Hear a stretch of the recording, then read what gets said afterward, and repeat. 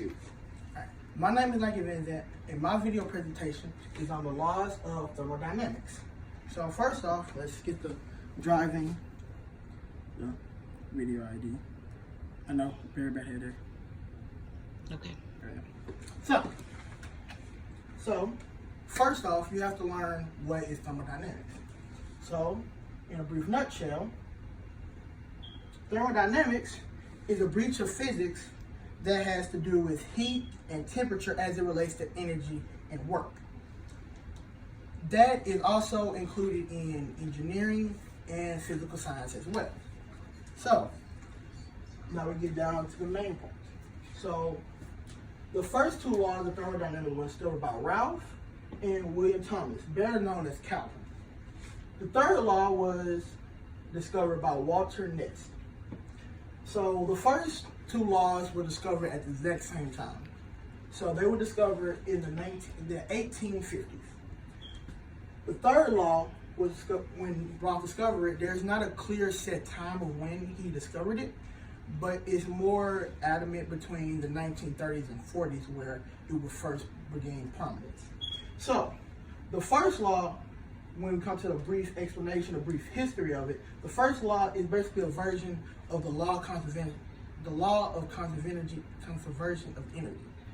So, in this one, the law of conservation of energy, it states that matter cannot be created nor destroyed, or energy cannot be created nor destroyed. It can only change form. The law of thermodynamics relates to its heat. So heat can neither be created nor destroyed. It can only change its form. So the second law states that energy changes from one form to another, meaning basically as time goes on, as much work we put in, we can only change it from one form to another, such as from a solid turn to a liquid turn into a gas, through work itself. The third law states that as temperature goes through its time, the temperature and potential energy state can only drop down to a lesser state or get to absolute zero.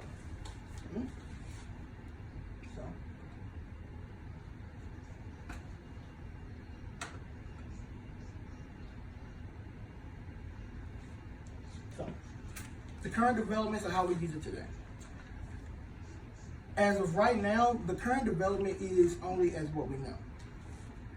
So basically, when it comes to the law of thermodynamics, we use it in everyday life, especially the first two. So basically, we can go through the full time of the day with using it and not even know it, such as melting an ice cube or flipping a light switch on and off, like so. So that's more what it uses, and as it relates to it, there's not that much of a deeper meaning. It's just more of the work we put out compared to the work we get out, basically. So, and also it goes by to explain, nowadays they describe it in phrases or diagrams when it comes to the first two of how basically ice can get melted down or work can be extended through. So some interesting facts that I found about this thing, about the law, was that there are actually 4 laws. The fourth one was something most people don't really truly ever talk about, and that is the zeroth law of thermodynamics. So basically that law basically says that if two thermodynamic systems each are in a thermal heat, with the third one, that they will be thermally compelled to each other, basically. So, in conclusion, that is more on it. Here are my sources. And that is it.